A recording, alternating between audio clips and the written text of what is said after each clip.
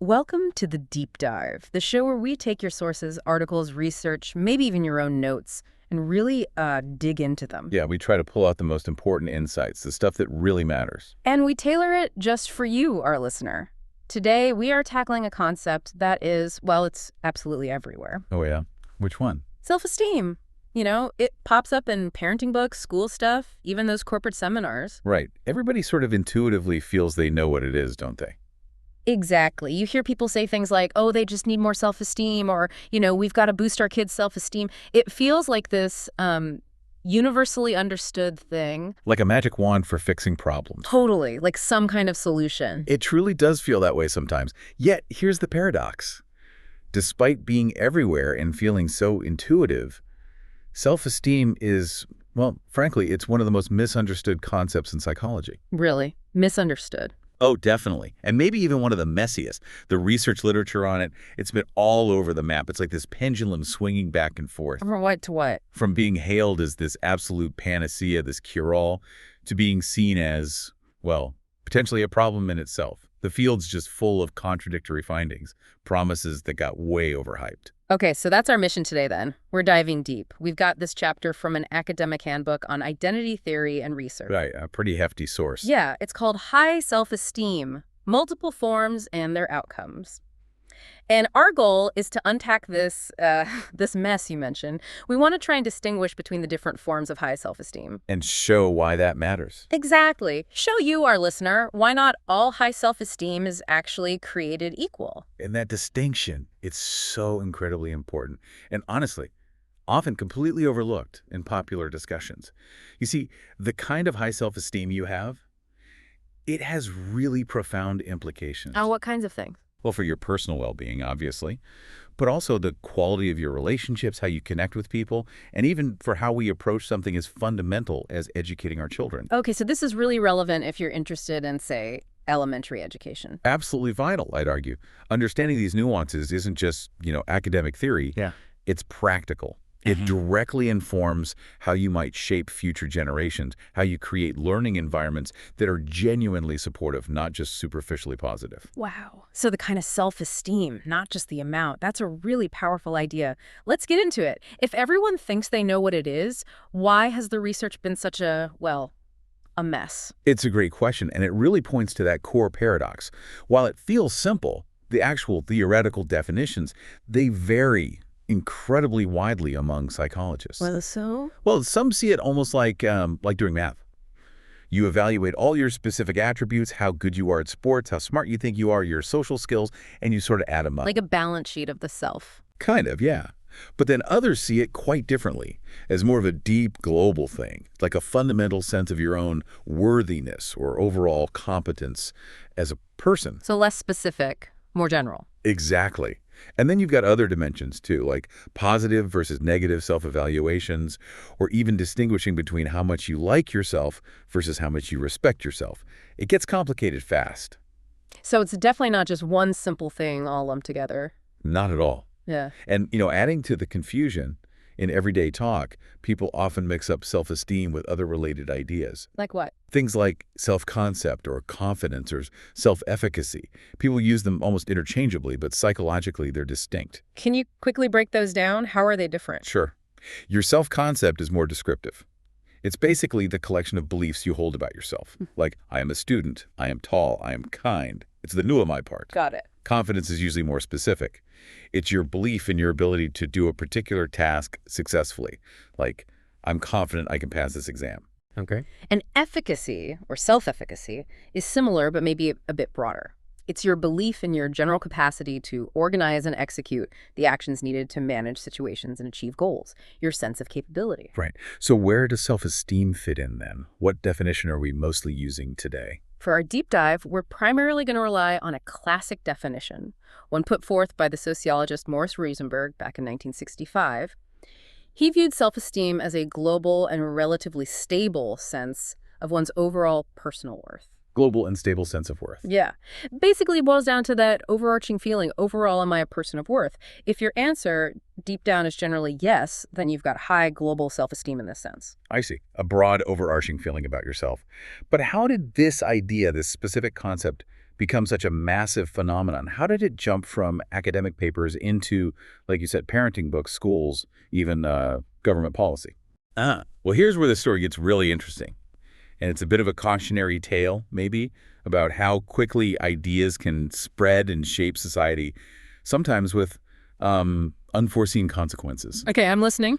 A really pivotal moment happened in California back in the late 1980s. This is when self-esteem really got baked into the social consciousness. Right. I think I remember hearing about this, the whole self-esteem movement. That's the one. There was this incredibly strong, very optimistic belief back then that boosting people's self-esteem could be a kind of cure-all for a huge range of society's problems. Cure-all? Like what sort of problem? Seriously, everything. Proponents believed it could tackle academic failure, teenage pregnancy, crime rates, drug abuse, even welfare dependency. The list went on and on. Wow. That is a lot of faith to put in one psychological feeling. It really is. The underlying logic seems simple, almost seductive. Yeah. If people just felt better about themselves, if their self-esteem was higher, then surely these big social problems would just melt away. It sounds almost too good to be true. And perhaps, as the research later showed, it kind of was. But driven by this powerful optimism, legislation was actually passed in California. They created the California Task Force to promote self-esteem and personal and social responsibility. A government task force for self-esteem. Seriously. Seriously. And this task force then pushed for implementing various self-esteem programs in schools all across the state, aiming to lift students' feelings of self-worth. And did it work initially? Was there any evidence supporting it at first? Well, in the early days, some initial research did seem hopeful. It linked high self-esteem to generally good mental health, subjective well-being, and specifically lower rates of depression. Yeah. So, started with genuinely good intentions. Yeah. People wanted to solve real problems. I sense a but coming. You mentioned unintended consequences earlier. Did the pendulum swing back hard? It did. Because the later, more rigorous, more careful research started painting a very different picture. Yeah. It turned out those links between high self-esteem and many of the big outcomes they hoped for, like better grades, less crime, fewer teen pregnancies, those links were often weak. Weak. Or non-existent. Sometimes weak, sometimes negligible, sometimes completely non-existent. Yeah. And even more surprisingly, in some situations, high self-esteem actually seemed to have a dark side. A dark side? How can feeling good about yourself have a dark side? That seems totally backwards. It feels counterintuitive, right? But the research showed that sometimes having extremely positive, maybe even inflated or unrealistic self-views could make people more defensive, more aggressive. Aggressive? Yeah, especially when they faced insults, criticism, or negative feedback. Think about it. Yeah. If your self-worth is sky high, but maybe not entirely grounded, any threat to that image feels huge. So they lash out to protect it. Exactly. For instance, the common belief was that low self-esteem caused aggression. But empirically, often there was no relationship, or sometimes the opposite was true. It was often high but fragile self-esteem that predicted things like bullying or lashing out when someone felt their ego was threatened. That completely flips the script on the popular narrative. The idea that low self-esteem causes aggression might be wrong. In many cases, yes. The research suggests it was often the high but fragile types who were more prone to defensiveness and hostility when challenged. So that whole California movement, despite the good intentions, it ultimately produced very little measurable effect on students' academic performance or the other social outcomes it targeted. So lots of effort, lots of resources for not much return. Pretty much. And what's more, it kind of unintentionally fueled what our source calls conceptual entrepreneurs. Meaning? People or companies who packaged and sold self-esteem boosting programs, often making claims that went way beyond what the actual research supported. They overstated its influence, created unrealistic expectations. Which must have led to disappointment. Exactly. People got disillusioned when self-esteem didn't magically fix everything. And this, in turn, created a lot of conflict and skepticism among educators, parents, policymakers. People started questioning if focusing on self-esteem was useful at all, or maybe even harmful. A classic case of hype getting way ahead of the science. Perfectly put. And the confusion didn't end there. Even the research on low self-esteem was inconsistent. How so? Well, often, when researchers studied people in the general population, not clinical patients, those classified as having low self-esteem actually scored around the midpoint on the scales. So not extremely negative feelings. Right. It often suggested more lukewarm or moderate feelings about the self rather than deep self-hatred, maybe ambivalence or uncertainty. rather than strong negativity, which again just muddied the waters. What exactly were we trying to fix if low often just meant average or middling? Okay, this really highlights the mess you talked about. A concept everyone thinks they know, a huge social movement that kind of fizzled or backfired, definitions all over the place. So where did this leave researchers? And where does it leave us? Well, all this messiness, these inconsistencies, the pendulum swings, Mm-hmm. it ultimately forced researchers to a really crucial realization. Mm-hmm. Simply having high self-esteem wasn't the whole story. It wasn't enough. Okay. So what was enough? It became clear that the kind of high self-esteem someone had, the quality of it, was far more important than just the level. This insight was pivotal. It paved the way for a new, much more differentiated view of self-esteem. Moving beyond just more is better. Exactly, moving beyond that simplistic idea towards understanding the different flavors, if you will. That feels like a really important turning point. So if the amount isn't the key thing, what is? How did researchers start to unpack these different kinds, this heterogeneous construct? Well, the core idea that emerged was that high self-esteem isn't just one thing. It's not monolithic.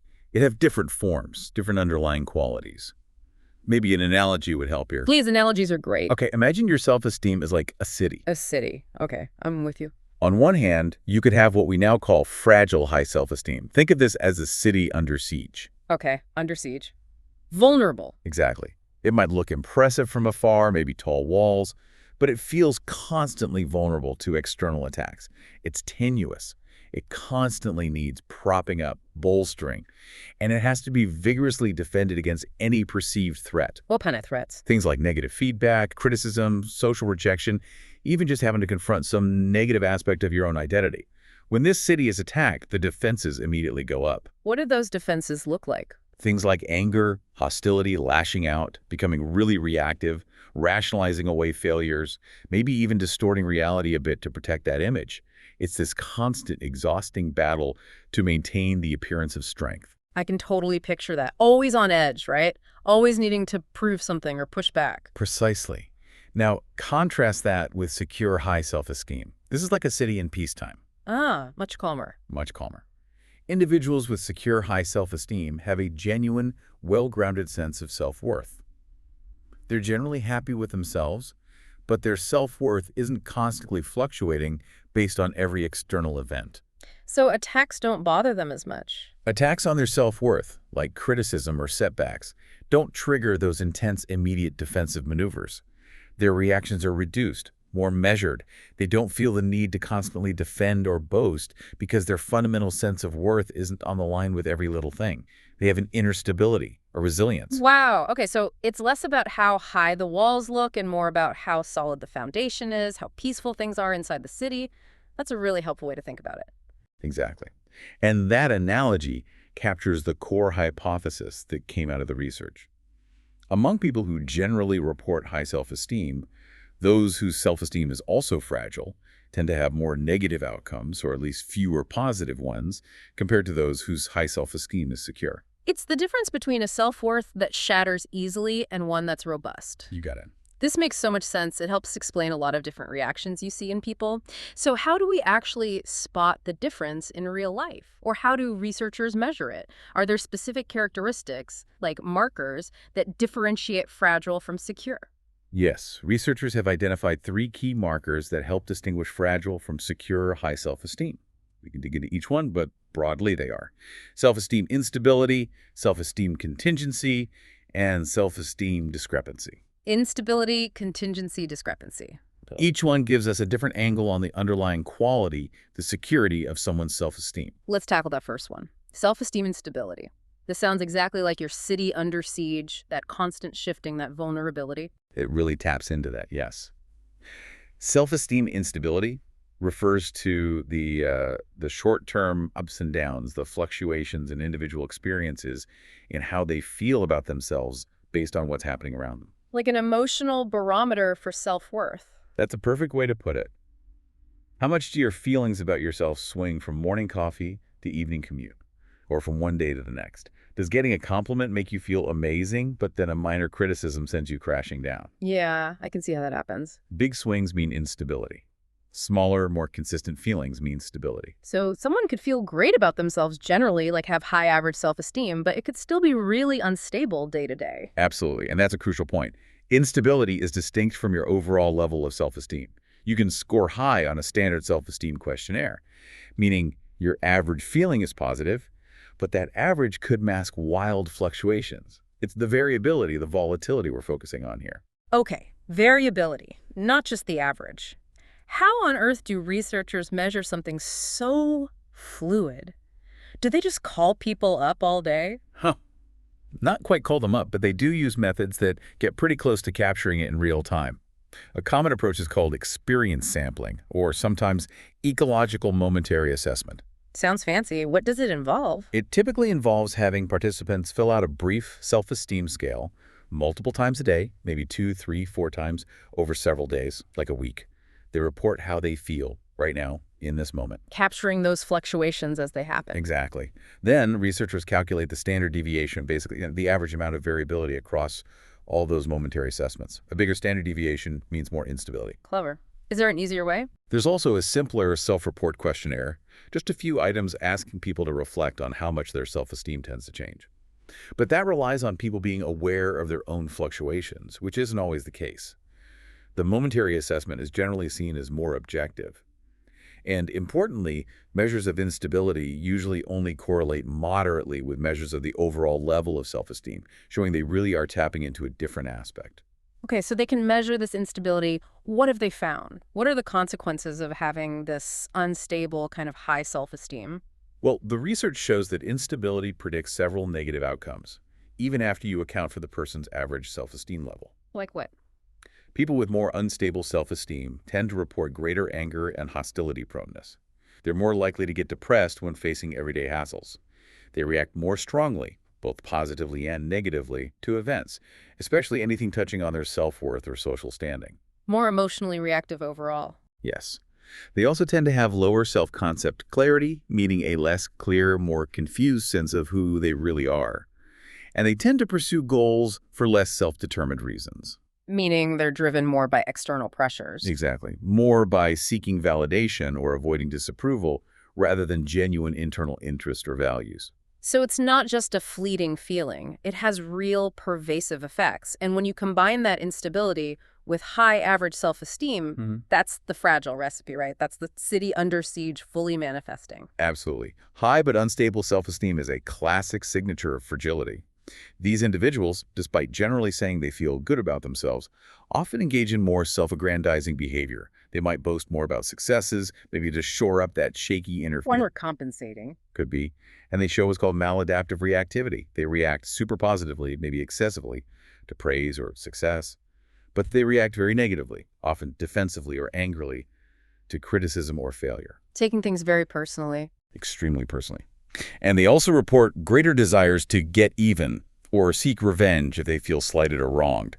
Their self-worth feels directly attacked, so they lash out. This is incredibly relevant for anyone working with children, especially in schools. Can you paint a picture of what this might look like in a classroom? Definitely. Let's imagine a student, maybe we call her Sarah. Sarah often seems really confident. Maybe one day she gets a perfect score on a math quiz, and she's just beaming, maybe telling everyone, see, I told you I'm the smartest, really playing it up. That's the high explicit self-esteem showing. Okay. But then, maybe the next day, the teacher gives her some constructive feedback on her writing, suggesting a few ways to make her paragraph clearer. Or maybe she has a small disagreement with a friend during playtime.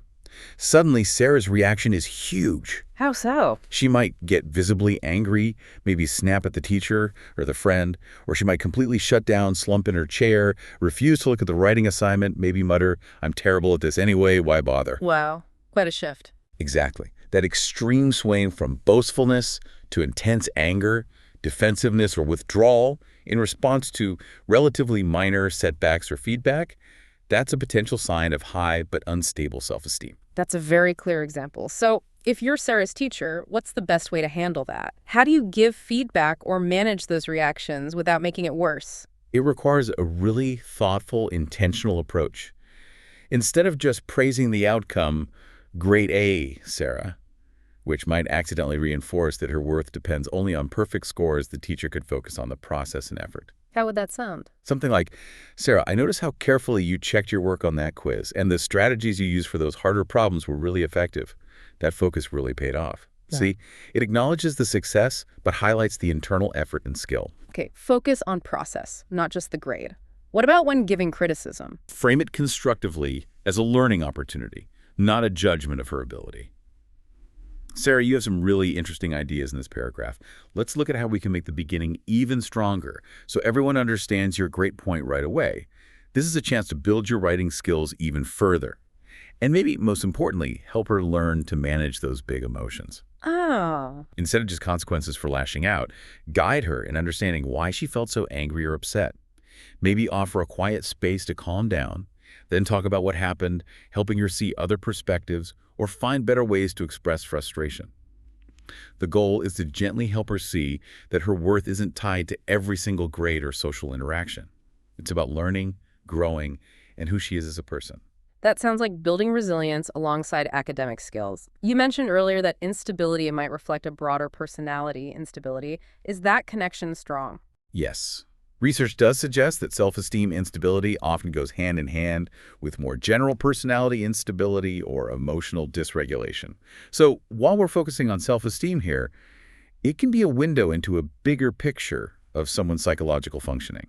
That's why understanding is so critical, especially in formative years. Okay, so instability is about the fluctuations. What about the second marker, self-esteem contingency? This sounds like it could be really common, especially in achievement-focused settings like schools. It absolutely is.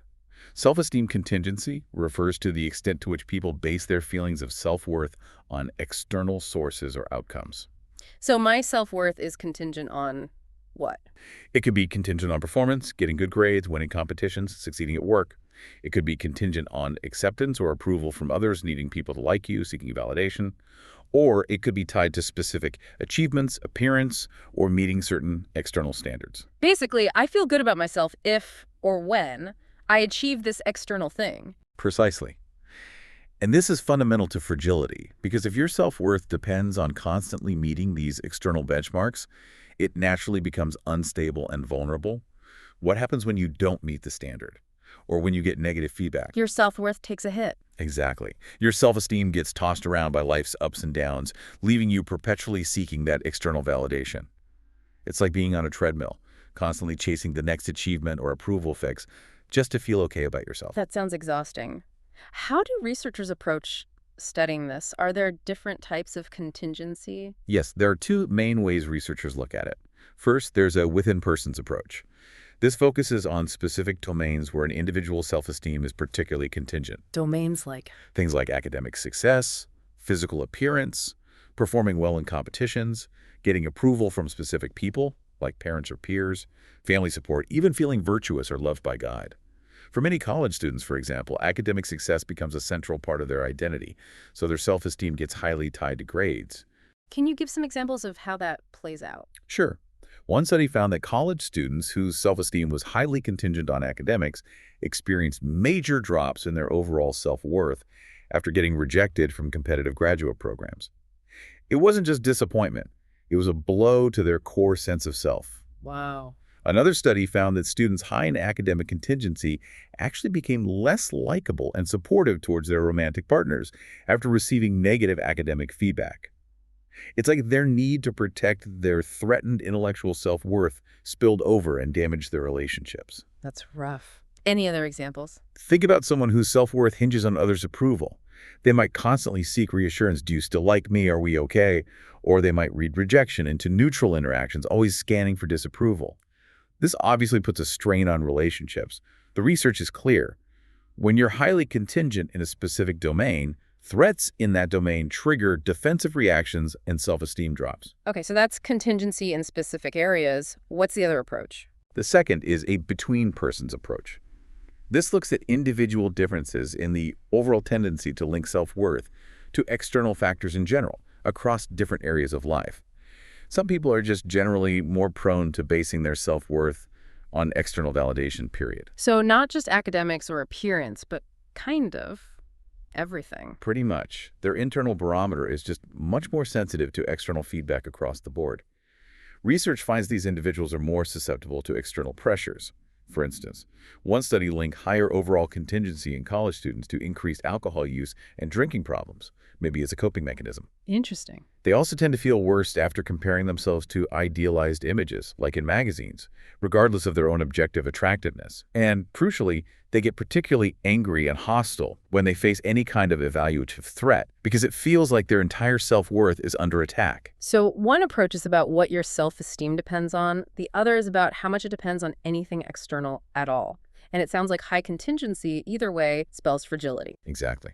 And there's a key study that really nails how contingency makes high self-esteem fragile. It involves something called the self-serving bias. Ah, yes, the tendency to take credit for success, but blame failure on outside factors. That's the one. I aced the test because I'm brilliant versus I failed because the test was unfair. We all do it sometimes, right? Guilty as charged. Well, this study had participants do a cognitive functioning task.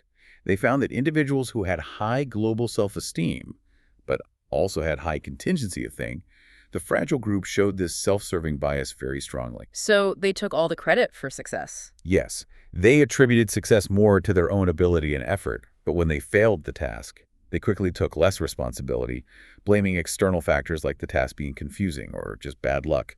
Classic ego protection. Defending that fragile high self-esteem. Precisely. But here's the kicker. The individuals who had high self-esteem, ND low contingency, the secure group, showed no significant difference in how they attributed success versus failure. Really? None at all. They accepted responsibility pretty much equally, whether they succeeded or failed.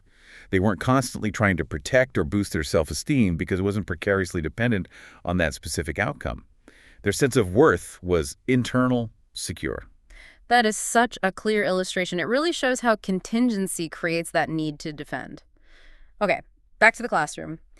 How might this contingency show up with young kids, and how can teachers help foster a less contingent sense of self-worth? This is hugely important in elementary school because school is often where kids first learn to peg their self-worth to performance. Think about a student. Let's call him Alex. Alex studies really hard, improves a lot, but gets a B on a test, and he's absolutely crushed. Even though he improved. Yeah. He might say things like, I'm just not smart, or I'm a failure, because his self-worth is becoming highly contingent on getting those perfect A's. Or picture another child, Maya, who only seems happy when she wins the game at recess or gets singled out for praise as the best drawer. Her good feelings are contingent on winning or external validation. So how does a teacher help Alex and Maya build something more solid inside? Several key things. First, consistently emphasize effort, growth, and the learning process, not just the final grade or outcome.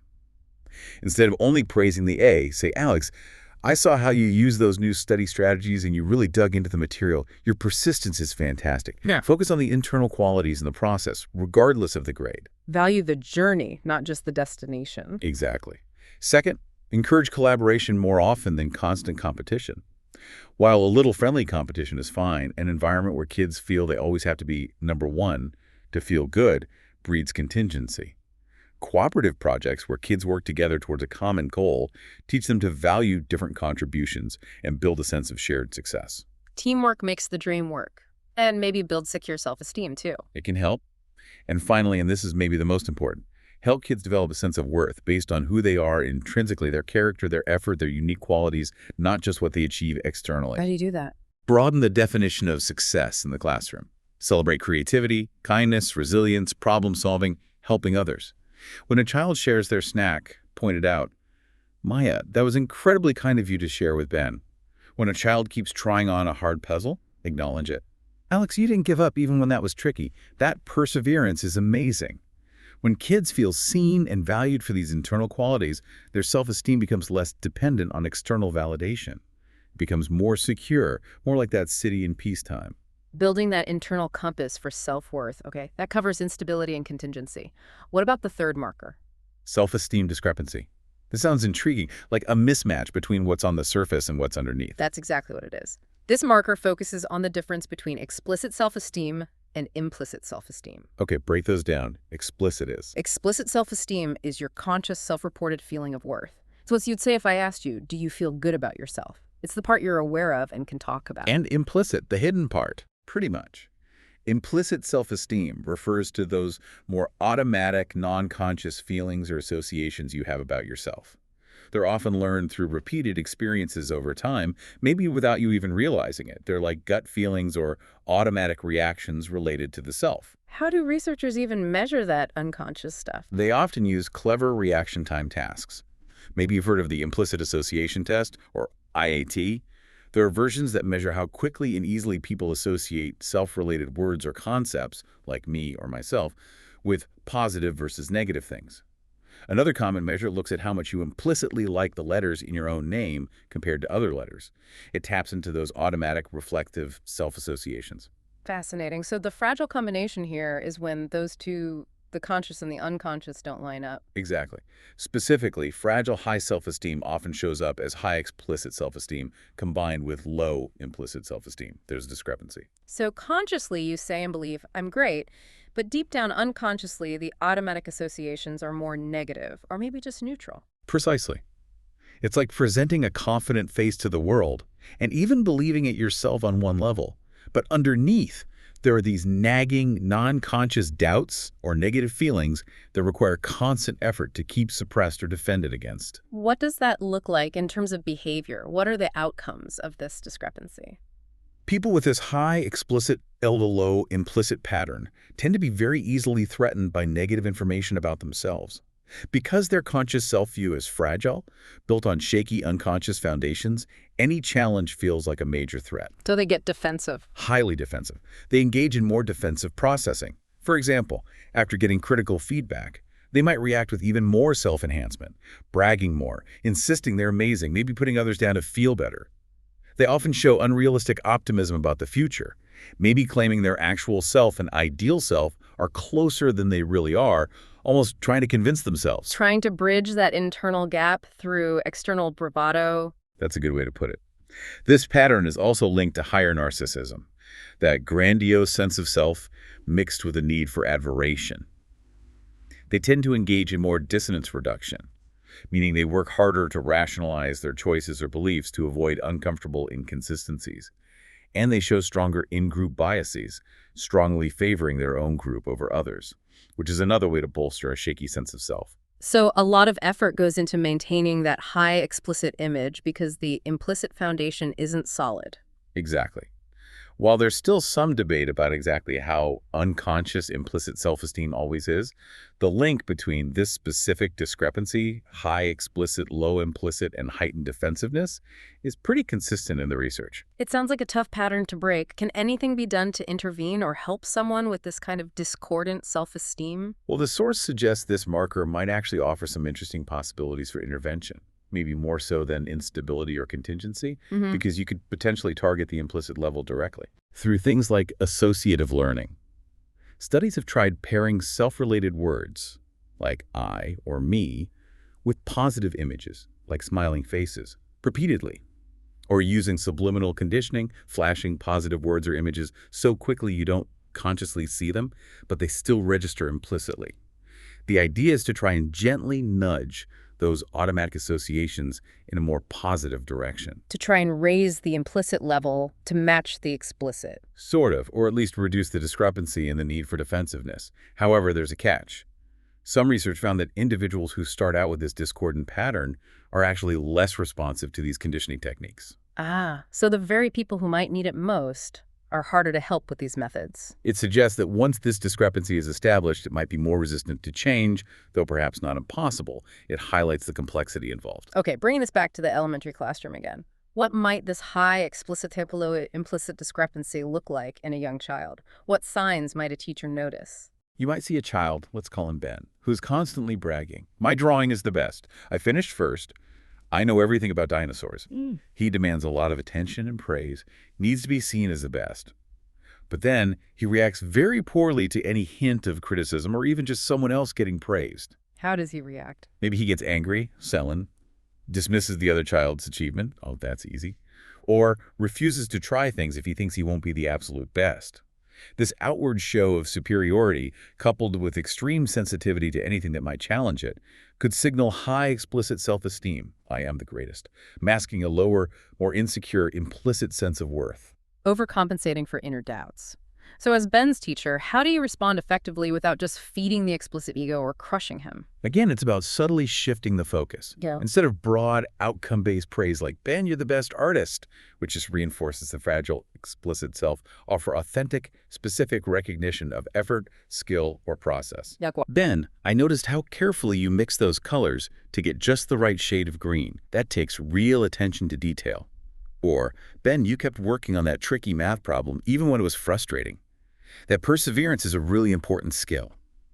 Acknowledge the positive without simply inflating the ego. Focus on the specifics, the process, the character strengths. Exactly.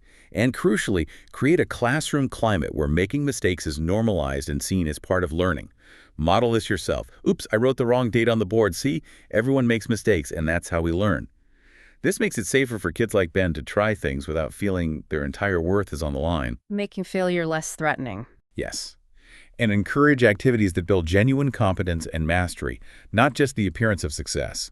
Guide Ben through learning a new skill, step by step, focusing on the process and the intrinsic satisfaction of learning, rather than just the final product or being the best. Also, simple things like using kids' names positively in non-evaluative ways, celebrating unique contributions to group work, highlighting acts of kindness. These subtly reinforce a positive sense of self that isn't just tied to performance. The goal is to help build a more genuine, internalized sense of worth. Okay, so we've got these three markers: instability, contingency, and discrepancy, each giving us a lens on fragile versus secure high self-esteem. Do they operate totally separately, or do they kind of work together? Is there an overall picture of fragility? That's a really important question. Research shows they are distinct constructs, but they are definitely interrelated. It's not like they exist in totally separate boxes. How are they related? For instance, self-esteem instability and self-esteem contingency often correlate pretty significantly, which makes intuitive sense, right? If your self-worth is highly dependent on external factors, contingency, it's naturally going to bounce around more depending on whether those factors are positive or negative, instability. Right, that makes sense. They feed into each other. So how do they combine? Is the research looking at all three together to see the overall impact of fragility? Yes, and a key study by Kernis and his colleagues in 2008 did exactly that. They examined all three markers: instability, contingency, and discrepancy, specifically low implicit relative to high explicit in relation to a very specific observable behavior: verbal defensiveness. Verbal defensiveness. Yeah. Meaning how much people try to, explain away or deny negative things about themselves when asked? Precisely. It's the attempt to distort, deny, rationalize, or simply avoid talking about negative self-relevant information when questioned about past negative experiences or personal shortcomings. Trying to save face, basically. How did they measure that? They had participants fill out measures for their global self-esteem level, their stability, their contingency, and their implicit self-esteem. Then, participants went through a structured one-on-one interview designed to gently probe past negative experiences. Questions like, tell me about a time you acted foolishly, or describe a time you felt ashamed. The interviews were recorded and then carefully scored for different kinds of defensive responses, like distorting the facts to look better or just trying to change the subject entirely. Okay, so they had measures of the three fragility markers and a measure of defensiveness. What was the connection? This feels like where it all comes together. It really was a powerful finding. What they discovered was this: among people who generally had high global self-esteem, those who had secure high self-esteem, meaning they were stable, low in contingency, RR, had high concordant implicit self-esteem, showed the least verbal defensiveness during that interview. They could handle talking about negative stuff without freaking out. Essentially, yes. They could acknowledge past mistakes, shortcomings, or uncomfortable feelings more openly without excessive self-protection. Their city was, indeed, in peacetime. And the fragile ones? High explicit self-esteem but unstable or contingent or discrepant. Conversely, those with high but fragile self-esteem, meaning they were unstable or highly contingent, or had that low implicit high explicit discrepancy, were significantly more verbally defensive than their secure counterparts. They tried harder to distort, deny, or avoid the negative self-relevant topics. Wow. So all three markers independently predicted more defensiveness. Yes, this study provided really compelling evidence that these different facets of fragility all converge on this common outcome: a heightened need for self-protection when faced with potential threats to the ego. That really ties it all together. It explains so much about why some people react so strongly to feedback or criticism. But hang on, I've sometimes heard the argument that maybe being a little defensive or having those positive illusions about yourself is actually healthy, like maybe it protects you, helps you cope. Is there any truth to that? That's a common idea, but the research, including this specific study, strongly suggests the opposite. Really? So defensiveness isn't adaptive? In this study, higher verbal defensiveness was actually correlated negatively with measures of psychological well-being and life satisfaction. So the more defensive people were, the less happy and satisfied they were with their lives. Exactly. It suggests that heightened defensiveness isn't a sign of healthy coping. It's more likely a reflection of underlying insecurity, fragility, and ultimately suboptimal psychological functioning. Secure self-esteem, by definition, means you don't need to constantly engage in those exhausting defensive maneuvers because your fundamental sense of worth isn't perpetually on the line. You can be more open, more authentic, less guarded. Okay, this leads us straight into a really deep paradox then, doesn't it? It sounds like feeling good about yourself is good, but actively pursuing feeling good about yourself, making self-esteem the main goal, can actually backfire and make it fragile. You've absolutely nailed the core paradox that emerged from decades of research. Yes, experiencing positive self-regard feels good. There's nothing wrong with that. But when the pursuit of self-esteem becomes the prime directive, the main driving force in your life, constantly seeking validation, needing to prove yourself, avoiding failure at all costs, it often leads directly to that defensiveness, self-promotion, and reliance on external validation. Which results in fragile self-esteem. Exactly. Self-esteem that is inherently fragile and only offers fleeting, transient psychological benefits, if any. And it comes at a cost. What kind of cost? Well, as prominent researchers in the field have stated quite powerfully, this relentless pursuit of self-esteem interferes with relatedness, learning, autonomy, self-regulation, and mental and physical health. It gets in the way of other fundamental human needs and processes. Wow, that's a strong statement. It leads to that almost tragic irony.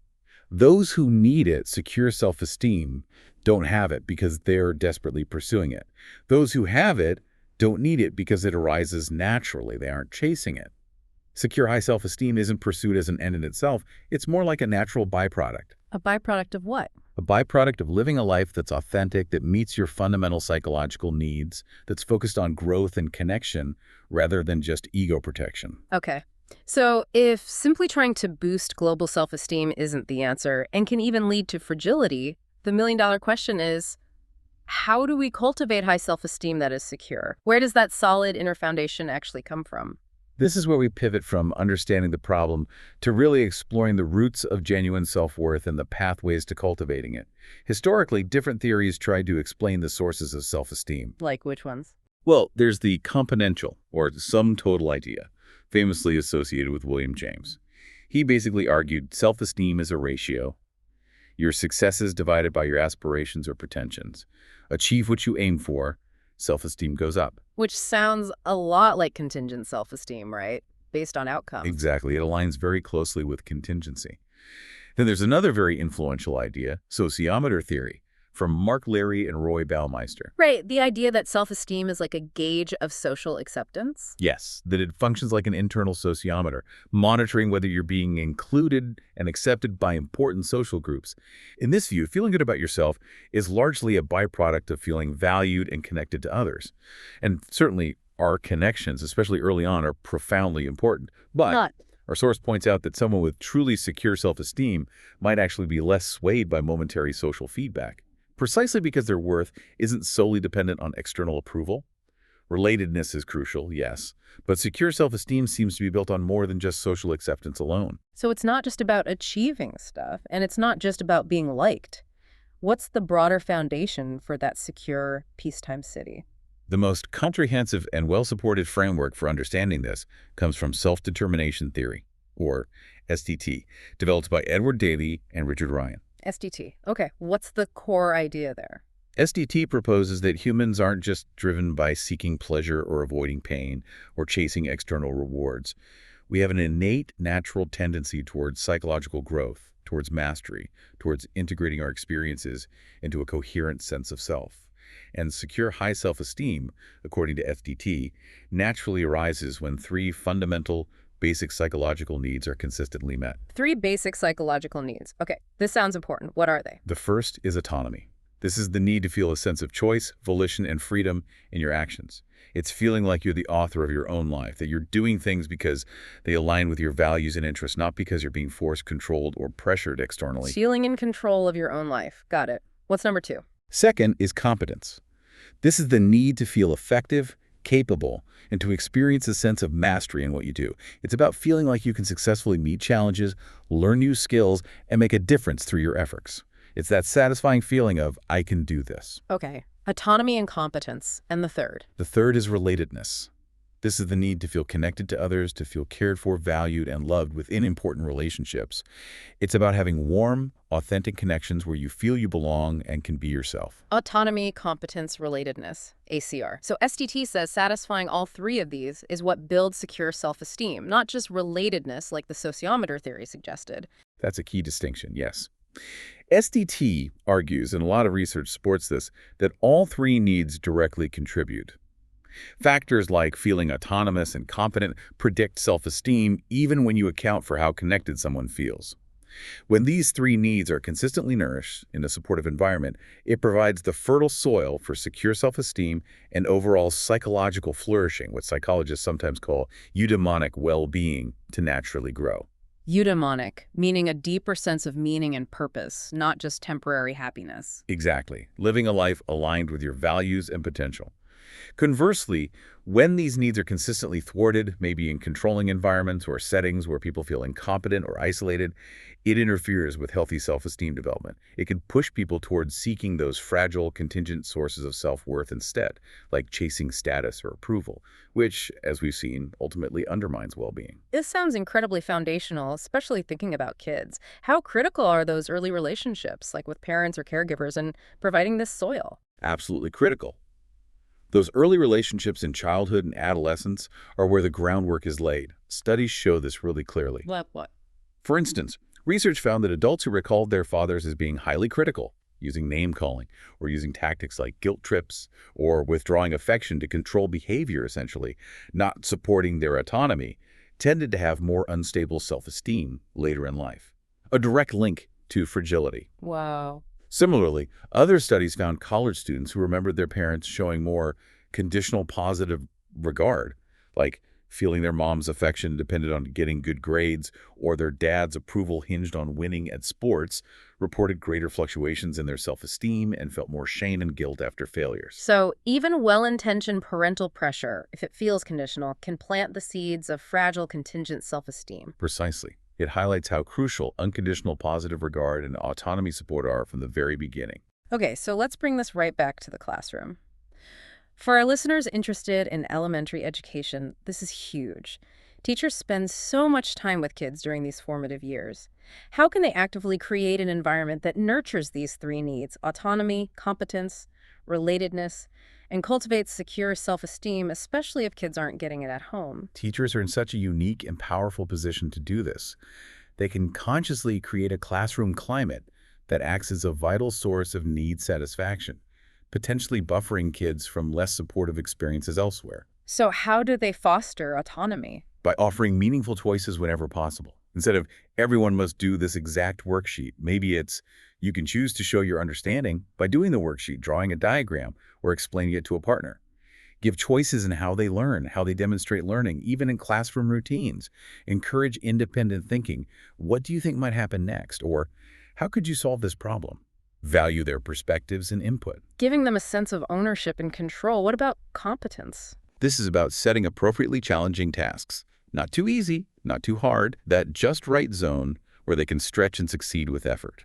Provide specific, constructive feedback focused on growth and process, not just grades or comparison. I see you used a new vocabulary word here that really adds detail, is much better than just good sentence. Celebrate effort and perseverance, especially when things are difficult. Help them break down big tasks into smaller steps so they experience mastery along the way. Building that I can do it feeling through actual success and recognizing the effort. And relatedness. This is about fostering a warm, supportive classroom community where every single child feels seen, heard, respected, and valued for who they are, not just their academic performance. Encourage positive peer interactions. Use cooperative learning structures where kids support each other. Build strong individual teacher-student relationships based on warmth, empathy, and genuine interest. Simple things matter, greeting kids by name, asking about their interests, listening attentively. This creates a sense of safety and belonging, which is fundamental. So consciously nurturing autonomy, competence, and relatedness in the classroom can directly build that secure foundation for self-esteem. It's about the whole environment, not just specific lessons on feeling good. Exactly. It's woven into the fabric of how the classroom operates day to day. You also mentioned earlier that secure self-esteem is linked to this idea of connecting with your true self. How do concepts like authenticity and mindfulness fit into this picture? They fit in beautifully, acting almost like pathways or key ingredients that enable the satisfaction of those basic needs and foster secure self-esteem. That connection to your core values, beliefs, and your ability to process information about yourself, honestly, that's where authenticity and mindfulness come in. They represent individual differences that reflect this connection to the true self.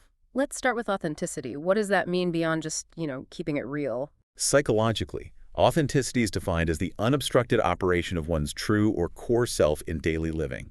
It's about living in sync with your genuine internal experiences, rather than constantly conforming or putting on a facade. Research breaks it down into 4 key components. 4 components. Okay, what are they? First is awareness. Simply being aware of your own feelings, motives, desires, strengths, weaknesses. It includes being motivated to understand yourself, even the tricky parts, and trusting that self-knowledge. Knowing yourself. Makes sense. Second is unbiased processing. This means being objective when you process information about yourself, positive or negative. Not denying flaws, not exaggerating successes, not ignoring feedback. Just seeing yourself clearly without the filters of ego protection or self-criticism. Accepting yourself, warts and all. Kinda, yeah. Third is behavior. This is about acting in ways that are consistent with your values, needs, and preferences, rather than just acting to please others, get rewards, or avoid punishment. It's expressing yourself freely and naturally. Living according to your values. And fourth is relational orientation. This involves valuing openness and honesty in your close relationships, allowing others to see the real you, the good and the bad, fostering genuine connection rather than superficial ones. Being real with others. So awareness, unbiased processing, behavior, and relational orientation. How does this whole package of authenticity connect to self-esteem fragility? Well, higher authenticity is strongly linked to higher global self-esteem and lots of positive outcomes like life satisfaction and better coping.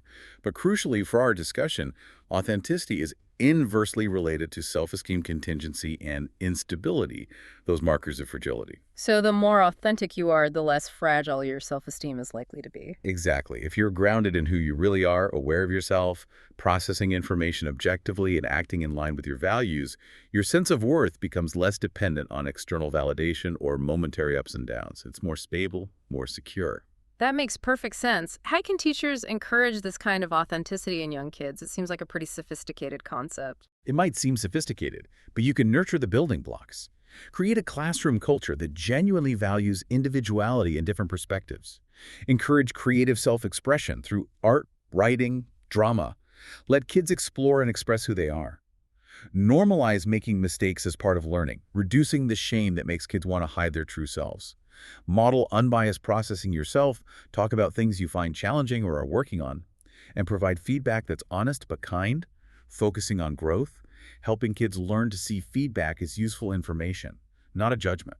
Okay, that links nicely to the second concept, mindfulness. How does mindfulness fit in? Mindfulness is essentially about paying attention in a particular way, on purpose, in the present moment, and non-judgmentally. It's about bringing enhanced awareness to your immediate experience, both internal thoughts, feelings, bodily sensations, and external sounds. What are the benefits of that kind of attention? The benefits are numerous. Research links higher trait mindfulness to lower neuroticism, depression, anxiety, and higher self-esteem, vitality, and self-determination. It boosts self-regulation, meaning less emotional reactivity, better focus, more self-control. And just like authenticity, mindfulness is consistently inversely related to self-esteem, instability, and contingency. So mindfulness also helps make self-esteem less fragile. Yes, by helping you observe your experiences, including thoughts by yourself and reactions to events, without getting swept away by them or automatically defending against them. What about that defensiveness and aggression link we talked about with fragile self-esteem? Does mindfulness help there too? Absolutely. This is a really compelling area. People higher in trait mindfulness report less aggression, less hostility, less jealousy. They're less likely to interpret ambiguous situations in a hostile way. And remember that verbal defensiveness study. Highly authentic and highly mindful individuals showed the lowest levels of defensiveness. So mindfulness chills out the defensive reactions. Is there experimental proof? Yes. There's that fascinating study I mentioned earlier involving social rejection. Remember, rejection often triggers aggression. Right, the lab study. In that study, some participants experienced social rejection.